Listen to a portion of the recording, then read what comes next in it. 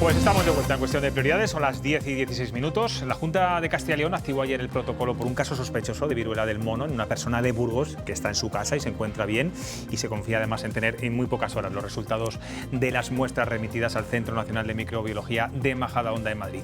Castilla y León de momento está salvando esta enfermedad que preocupa además mucho a la sociedad, pese a no tener nada que ver con el COVID. Hoy vamos a hablar de esta viruela, de las enfermedades infecciosas que transmiten los animales y también de la tuberculosis bovina, una vez que el consejero de Agricultura apuesta más por el control de esta enfermedad que por sacrificar a toda la cabaña ganadera, como defienden muchos ganaderos, aunque es verdad que es un debate complicado y con muchas aristas. Hoy nos acompaña Marta Hernández, ella es veterinaria e investigadora del Laboratorio de Microbiología del Itacil. ¿Qué tal? Buenas noches. Hola, buenas noches, José Luis. Oye, Marta, por cierto, Castilla y León se convirtió en la comunidad que más secuenció el virus del COVID, en lo peor de la pandemia.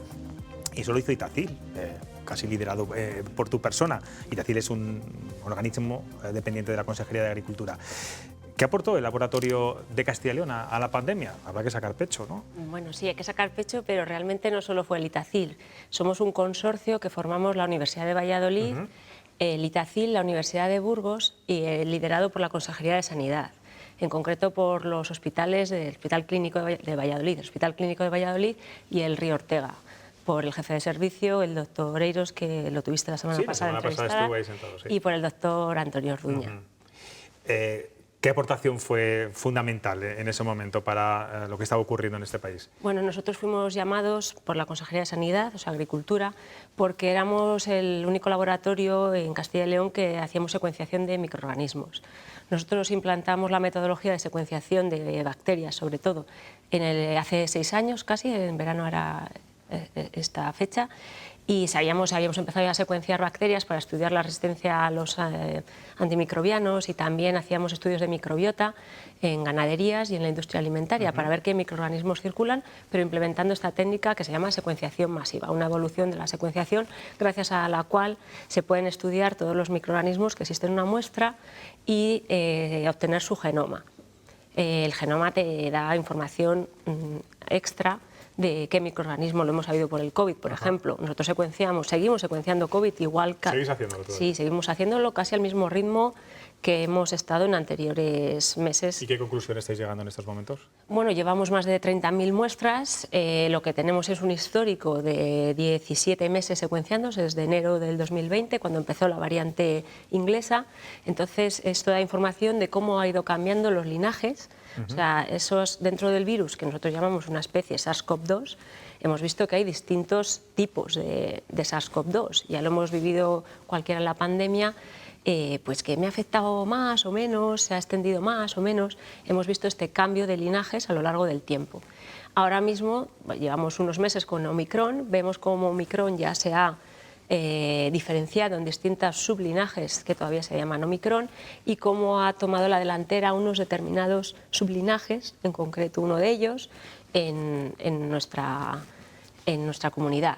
Más o menos seguimos la estela de otros países. Realmente va colonizando de la misma manera, pero seguimos haciendo esa vigilancia de los linajes y de posibles mutaciones que puedan aparecer en el coronavirus. Hemos pasado el COVID, no tiene nada que ver, por supuesto, a la viruela del mono. Bueno, mediáticamente sí. Mediáticamente, bueno, no lo sé.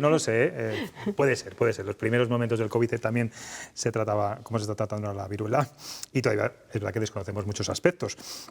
El otro día los veterinarios de Madrid advertían del riesgo de esta enfermedad en las mascotas y pedían su aislamiento. ¿Qué recomendaciones nos da? ¿Qué tipo de mascotas son las que más posiblemente pueden contagiarse? Hablábamos de COVID y me has dicho que ha aparecido, no tiene nada que ver, la pandemia COVID con la viruela del mono, porque el número de casos ni se le parece. Sí. Creo que, en España han confirmado 132 casos y en todo el mundo casi 400. No se conoce prácticamente, yo hablo por lo que he leído, no creo que ahora a estas alturas haya ningún experto en viruela del mono, porque busqué los genomas que se habían depositado, hay 120 genomas depositados en las bases de datos genómicas del mundo entero, 120 genomas con respecto a los más de 11 millones de genomas de coronavirus que hay. Para que te hagas una idea de que no estamos hablando de nada... similar ni parecido. Entonces, ¿qué se sabe sobre las mascotas, otros animales de la viruela? Pues poco. De momento no hay ninguna mascota diagnosticada con viruela del mono. También he leído que no es una viruela, no es una enfermedad que afecta al mono, sino que se llamó viruela del mono porque los primeros animales donde se aisló ese virus eran monos que estaban siendo experimentados. Pero es una enfermedad humana. Entonces, sí es verdad que se transmite a otros animales y se cree o se ha visto, sí que hay genomas secuenciados de animales, pues sobre todo roedores, rata de Gambia, el lirón, el chimpancé, mono... O sea, no tanto perros y gatos, ¿no? Perros y gatos ninguna. Claro. No hay mascotas diagnosticadas, pero se cree que pueden ser que se transmita de las personas a las mascotas con las que conviven y que además que el animal puede no sufrirlo, con lo cual sería un reservorio de la enfermedad. Y entonces pues es preferible aislar los animales para no contagiarlos. Lo que está claro que la viruela del mono es, digamos, el último episodio de una amenaza emergente, que es el de las enfermedades infecciosas que saltan de los animales a los humanos. Hablamos de un problema global, mundial. ¿Esto va a ser una constante a partir de ahora? ¿Tenemos que empezar a acostumbrarnos a este tipo de enfermedades que aparecen procedentes de animales y que pasan directamente a los humanos? Como decía el doctor Eiros, que le oí en el pasado programa, humildemente, porque es que no podemos pronosticar lo que va a ocurrir. Lo que va a ocurrir, pero sí que tenemos unos hechos que son, o sea, que los podemos observar cualquier persona. Y es que viajamos mucho, nos relacionamos en ambientes que antes no frecuentábamos, nos relacionamos más con animales salvajes porque invadimos sus hábitats. Se comen determinados animales que en otros escenarios no tendríamos acceso a ellos. Entonces eso las condiciones ambientales también, ¿no? Las condiciones ambientales, la temperatura cambia, las condiciones de temperatura, humedad, pues se alteran. Y eso va haciendo que virus, sobre todo virus, porque las bacterias son diferentes, pero virus que están en reservorios, pues por ejemplo en animales como pueden ser los murciélagos, que son transmisores de enfermedades y que albergan virus que no les afectan a ellos, pero que los albergan. Leía un artículo hace meses que hasta 300 virus diferentes en algunas especies de murciélagos, que encima hay un montón de ellas. Entonces, si hay contacto, sí que es verdad que se puede hacer un salto, pero ese salto de especie, que denominan los científicos spillover, es difícil. Tampoco un virus puede adaptarse rápidamente a otra especie animal e infectarla, sino que se produce a lo largo de muchos años de evolución. Hablabas de animales salvajes, te refieres a, bueno, pues a este tipo de animales, bueno, pues que a veces tienen exóticos, digamos, que tienen muchas personas en sus casas. ¿Algunas recomendaciones en este sentido? Los animales, yo creo que los animales exóticos que tienen las personas en su casa no tienen estas enfermedades porque ya pues no se adquieren, o sea, no vas a la selva y te traes lo que sea, sino que es más animales que estén en su hábitat natural, que son los que pueden contener. Y ya digo, yo creo que es el murciélago y pocos animales más los que albergan este tipo de enfermedades posibles. Hay identificadas, si no me equivoco, 200 enfermedades zoonóticas que van en aumento, se transmiten en facilidad, con mucha facilidad, se propagan por estas consecuencias o esas condiciones que usted decía. Hay 300.000 virus desconocidos solo en mamíferos susceptibles de saltar al humano. ¿Cómo tiene que ser entonces la vigilancia? ¿Qué puede hacer el ciudadano también incluso? Bueno, es verdad que se estima que hay unos 300.000 virus desconocidos. Identificadas enfermedades infecciosas existen unas 1.400 y de ellas 800 son zoonóticas, es decir, que se transmiten entre hombres y los animales. O sea, aproximadamente casi el 60% de las enfermedades las compartimos. Si vamos a enfermedades emergentes o reemergentes, se estima que un porcentaje algo mayor. En los últimos 30 años han emergido unas 180 enfermedades y 130 son zoonóticas, es decir, hay una transmisión hombre-animal. ¿Qué hay que hacer para vigilar? Pues invertir dinero. Creo que fue Antonio Fauci que decía que si queréis que se conozcan todos los virus que hay en el planeta, estimó un coste de 1,4 billones de dólares. Pero realmente eso necesita una inversión de dinero para poder vigilar. Mira, yo colaboro con un centro en Madrid de la Facultad de Veterinaria que creo que es el único centro que se llama Visavet, Vigilancia, Sanidad Veterinaria, ¿vale? Que se dedica a... Y bueno, trabajamos mucho juntos. Está un becario hoy allí. Y bueno, y nosotros desde el Itacil también lo hacemos. o sea, colaboramos con las granjas de animales y con la industria alimentaria para vigilar qué patógenos se mueven tanto en la explotación como en una industria, a través del estudio de la microbiota por secuenciación masiva. Esta técnica que se implementó, bueno, empezó en el 2004, pero realmente se implementó en el 2010, 2011 con los nuevos secuenciadores, permite un estudio económico de qué microbiología existe. Es decir, nosotros secuenciamos y luego si vemos algo, se contrasta con una base de datos, te identifica lo que tienes y si no te lo identifica o te da poca homología, poca similitud con eso que buscas, podrías estar ante un agente nuevo, que no suele ocurrir. Es difícil. Bueno, la clave y lo importante es invertir en investigación. Sí. Estos días se está empezando a haber un debate que yo creo que va a tener bastante recorrido sobre lo que hay que hacer si en una explotación ganadera se detecta un caso de tuberculosis bovina. El nuevo consejero de Agricultura apuesta, bueno, pues como muchos ganaderos, por un mayor control y por no sacrificar masivamente al resto de la ganadería. Pero es algo que hoy en día, no sé si es posible o no es posible, pero en la Unión Europea hay una directiva europea que dice todo lo contrario.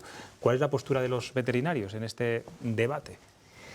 Yo suelo recordarte, José Luis, si me lo permites, que soy una veterinaria de laboratorio que realiza muestreos. Bueno, ¿cuál es tu opinión? ¿Cuál es tu opinión? Te voy a dar mi opinión. Vale. La tuberculosis siempre ha sido una enfermedad controvertida en veterinaria. Es verdad que hay una directiva europea que obliga al sacrificio de los animales que dan positivos en una prueba es decir, de para campo. que la gente lo sepa, si un ganadero tiene 140 vacas y una se le detecta tuberculosis, tiene que sacrificar a las 139 restantes. Sí, el tema es que se aplica, la directiva europea es clara, pero te permite un margen de aplicación. Hasta ahora, Castilla y León ha sido de las comunidades más restrictivas en la aplicación de esa normativa. Es decir, Pero la prueba... en León se indultaron 140 vacas, creo que ha sido, en la zona de León. Yo soy de León. Ah, pues... No, pero no tengo nada que ver Ya, vale. con el indulto.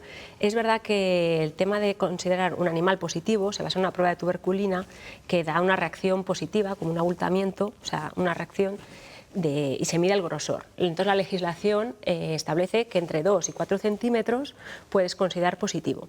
Castilla y León estaba aplicando los niveles más bajos, 2 centímetros. Es decir, con 2 centímetros de reacción daba positivo. Otras comunidades autónomas son más flexibles. Entonces, es verdad que a la hora de competir las explotaciones ganaderas, pues aquí había un marcado control. Entonces, parece que las autoridades sanitarias van a ser más flexibles. Piensa que ellos también manejan datos. Entonces, siempre igual tendemos a criticar las acciones que determinen, pero estoy segura que lo están haciendo desde un punto de vista técnico. Pero aún así, aunque sean más flexibles, si finalmente esa res tiene tuberculosis, habría que sacrificar al resto. Es que ahí está la clave. El diagnóstico microbiológico laboratorial conviene que evolucione. Hay una prueba de tuberculina en campo, hay una prueba laboratorial y en función de eso se determina si la explotación es positiva, o sea, si el animal es positivo o no. Cuando un animal o una explotación pierde la certificación sanitaria, pues se encuentra muy comprometida, ¿no? Nadie compraría esa carne, entiendo. No puede.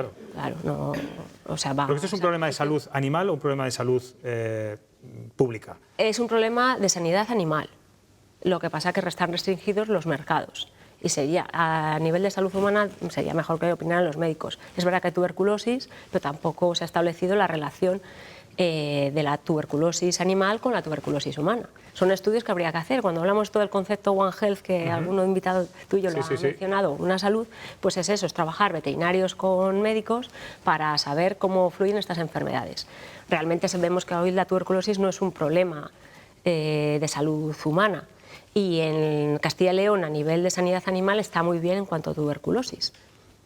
Entonces, bueno, también yo trabajo con ganaderos y sí que, pues es verdad que si le dan una prueba positiva, pues es una faena y hay que contrastar. Pero yo no soy experta en el tema, ni conozco de oídas. Sabes bastante más de los que estamos hoy aquí. No. Los veterinarios siempre os ponéis del lado más de los ganaderos, ¿no? Es lógico. No, nos ponemos del lado técnico. Y sí que es verdad que hay un tema técnico en lo que es el diagnóstico de la tuberculosi. También es verdad que luego se intenta crecer en el laboratorio. Es un microorganismo que tarda casi 2 semanas en crecer y es un microorganismo de los que se denominan fastidiosos porque le cuesta crecer, que es como sería un confirmatorio absoluto. Entonces hay que siempre balancear. Tengo aquí a 3 tertulianos que también, Marta, te van a hacer preguntas. Natalia. Hola, buenas noches. Bueno, felicidades por todo el trabajo y dos preguntas súper rápidas. ¿No tiene la sensación de que muchas veces la política se entromete mucho en la ciencia y en la técnica? Esa es la primera. Y la segunda, ha hablado de más inversión en investigación. ¿No echa de menos, por ejemplo, que en Castilla y León, cuando se habla de despoblación, nunca se hable de más inversión en investigación? Bien, bueno, primera pregunta. ¿Se intromete la política en la ciencia? Los políticos, y mi centro es una dirección general de la Consejería de Agricultura, tienen que controlar aquello que su personal hace. Nosotros estamos al servicio del sector agrario, eso es así, intentamos hacer lo mejor posible, pero yo he llegado a la conclusión, después de 16 años que trabajo en Itacil, que es verdad que los políticos manejan otros parámetros que los científicos no manejamos, porque tú ves la ciencia y lo que quieres es investigar, sacar resultados, publicarlos, dar respuesta a una pregunta, y tu enfoque es muy dirigido y muy único. Aunque me pese, porque es verdad, imagínate, pues no sé, quiero hacer un proyecto en no sé qué, y el jefe o el director dice, no, en eso, Marta, no, intenta. Él, por ejemplo, muchos jefes míos me han orientado al sector. Haz algo aplicado, que eso es lo que demanda también la sociedad. El político está al servicio de la sociedad. Y doy una explicación así. También es verdad que la financiación que los científicos nos obtenemos la tienes que buscar tú, no te la da el político. O sea, nosotros tenemos que pedir un proyecto competitivo, como muchos otros investigadores, el dinero es reducido y dan a los mejores puntuados. O sea, que realmente en ese aspecto el científico es libre porque tiene que escribir lo que quiere hacer y que un organismo, una autoridad científica que además lo evalúe y te lo conceda. Entonces, en ese aspecto eres libre. El político ahí no tiene cabida, pero es verdad que puede decidir en qué tú trabajas. Y por la experiencia que tengo en el Itacil, el político decide en qué trabajas en función del sector. O sea, yo veo que responde mucho a lo que las necesidades del sector le plantean. Yo tengo dos proyectos, ambos en diarreas neonatales de rumiantes porcino y, bueno, sí, rumiantes y porcino, rumiantes grandes y rumiantes pequeños, o sea, ovejas y vacas. Y es verdad que, bueno, es un proyecto competitivo y luego también tengo fondos europeos, o tenemos, pues somos un grupo de investigación. También es eso, también quiero acordarme de la gente que somos. Pues trabajamos además multidisciplinar, porque tenemos un bioinformático, yo soy veterinaria, una doctora en biología y una bioquímica en el Itacil. Y lo que tratamos nosotros, por lo menos desde el Itacil, muy enfocados al sector, a dar respuestas y que sea práctico. Aunque, claro, pues ¿te gustaría trabajar en algo básico como científico? Quizás sí. Hay otros centros también de investigación menos aplicados que el nuestro, donde se puede desarrollar una ciencia más... Pues Marta, 14 años en el Itacil, 16, has pasado por varios consejeros, ¿eh? Sí. No te voy a preguntar cuál es el mejor y consejeras. Ignacio.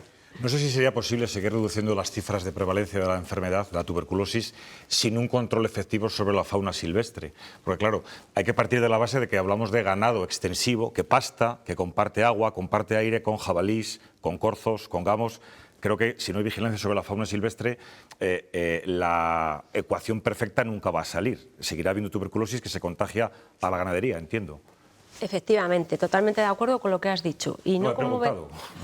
Pues lo que has dicho... Ha sonado afirmación. He preguntado, ¿no? Sí, ese es el tema. O sea, yo hablo como veterinaria y por estar en contacto con otros veterinarios y ganaderos. No solo ganaderos, sino también con veterinarios. Efectivamente, las medidas se han aplicado directamente a las granjas, a las explotaciones ganaderas, mientras que no se ha hecho extensivo ese análisis a la fauna silvestre o incluso a otros animales de consumo, pero que pastan en el campo. Entonces, quizás se podría orientar, sería una idea, a ver qué pasa, orientar la tuberculosis a esos reservorios que existen y que no se están considerando, porque cuando las vacas pastan, yo soy de León, en la montaña, pues están en contacto con otros animales. Y sí, totalmente, ahí mira, me faltó decirlo. Y no he respondido la otra pregunta, del dinero. Sí. Cuanto más se invierte en una cosa, mejor funciona. Eso es evidente. El fútbol, perdón por hacer la símil, funciona en España porque se invierte. Se invierte desde pequeñitos los niños y ahí hay dinero. La investigación siempre irá mejor cuanto más se invierta. Un presidente de Estados Unidos, que no me acuerdo quién fue, dijo, en mi legislatura quiero erradicar el cáncer. No lo erradicó, pero se produjo el gran avance en el conocimiento científico que había del cáncer. Si invierten más sabremos, más vigilaremos, pero también tiene una cosa que yo también me he dado cuenta. Nosotros, por ejemplo, hacemos mucha labor. Ahora estamos más visibles porque ha tocado el COVID, pero nosotros hacíamos la misma labor antes, secuenciando otros microorganismos, y no tenía tanta trascendencia. Pero, sin embargo, es algo pasivo. Si tú lo haces e inviertes, no tendrás problemas. Y eso es mucho más barato, y no lo digo yo, lo han dicho también otros científicos, que cuando ya está el problema lo intentes resolver.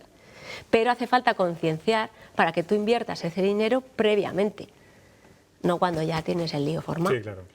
Eso, bueno. Margarita. Buenas noches. Al hilo de tus respuestas, porque sí que te quería preguntar precisamente por ese espejo en el que nos hemos mirado todos, o la visibilidad que se le ha dado a los científicos a raíz del COVID. ¿Esto ha creado más personas, más estudiantes, que vean atractivo el mundo de la investigación? Y al hilo de eso, si verdaderamente todas las promesas que se han hecho de nuevas inversiones, de apostar más por la investigación, se han visto plasmadas, y si es posible recuperar los muchos cerebros que se nos han ido de este país. Pues gracias, Margarita, por la pregunta.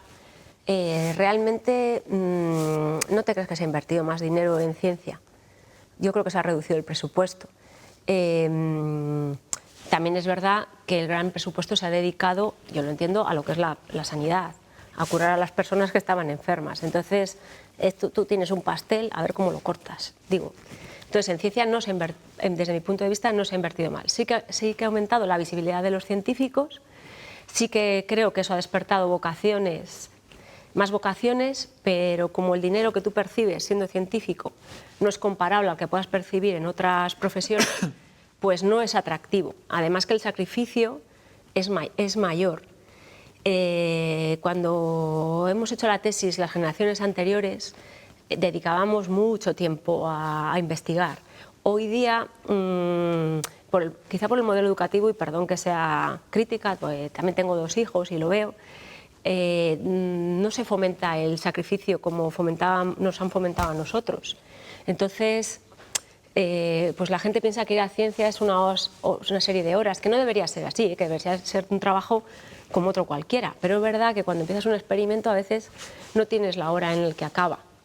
A veces no te sale y lo tienes que repetir, es que eso no lo puedes planificar, y encajarlo eso en un horario laboral convencional es más difícil. Entonces es una profesión pues, que requiere esfuerzo y que quizá no está compensado luego monetariamente. Pero tiene otras ventajas que, desde mi punto de vista, y por lo que a mí me ha ocurrido, yo verdad tengo un salario, soy personal indefinida en el Itacil, y me encuentro a gusto y sobre todo me gusta lo que hago, y creo que eso también tiene un valor extra. Dice mi padre, siempre dice, te pagan por aprender. Claro. Y eso es una parte que compensa. Y luego, pues, no sé, tengo un becario que le dirigí la tesis hace años, que está en Viena, trabajando para el Instituto de Veterinaria de allí, y el día 13 pues, me ha invitado su jefe para dar una charla. Entonces también tiene cosas que compensan. Claro. Sí. Pues Marta Hernández, es verdad que lo has dicho tú antes, por ese taburete han pasado muchos científicos, investigadores, bueno, gracias al COVID, entre comillas, ese gracias. Si no hubiera sido así, seguramente la labor callada que hacéis diariamente seguiríamos desconociéndola.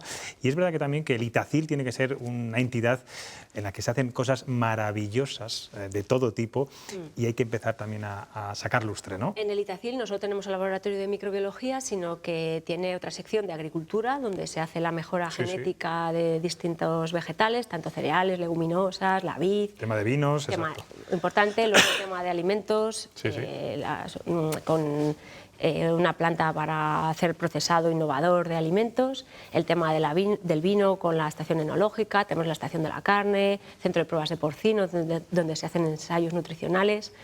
Y me gusta el Itacil por eso, porque está muy dedicado al sector. Entonces lo que vas haciendo tiene aplicación, y los políticos que nos dirigen, pues nuestros jefes realmente son políticos. Pues dejan trabajar, ¿no? Sí, de vez en cuando. Intentamos convencerles también a veces de si no tal, pues a ver si tal. Pues Marta. Quería agradecer también, has mencionado la visibilidad de los veterinarios, bueno, y de muchos científicos, que hay veterinarios científicos, ¿qué tal? Ahí has visto Julio Álvarez, que salió hablando de la viruela del mono, que es de Visabet, con el cual colaboramos desde hace años, Bruno González Zor, un veterinario que es asesor para la OMS en temas de resistencia a antibióticos, Lucas Domínguez, que realmente es el veterinario que creó ese centro de vigilancia, que hace una labor muy importante para el ministerio, para tal, diagnosticaron el caso del ébola cuando el perro, etcétera.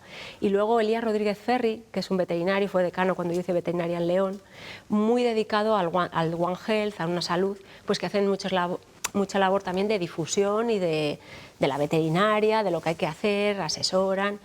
Y bueno, pues oye, orgullosos estarán de ti hoy. Hoy has puesto voz a muchos veterinarios, aunque no quisieras, ¿eh? Era tu voz propia, pero es verdad que bueno, seguramente se han visto reflejados. Gracias de verdad, Marta Hernández, por estar aquí en Cuestión de Prioridades. Vale.